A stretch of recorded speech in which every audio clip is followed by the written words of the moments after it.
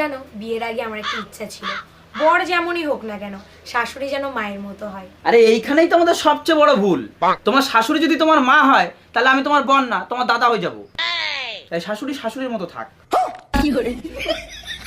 শুধু তাই না, আমার মা আমার দিদিরে যে মার মারতো, মুড়ো ঝাঁটা দিয়ে মাথার থেকে পা পর্যন্ত পিটাইতো, সারাদিন ঘরে বন্ধ করে রাখতো। ওই যদি তোমার সাথে করে তাহলে তুমি গিয়ে সবার আগে মানা নিয়ে মামলা করবা।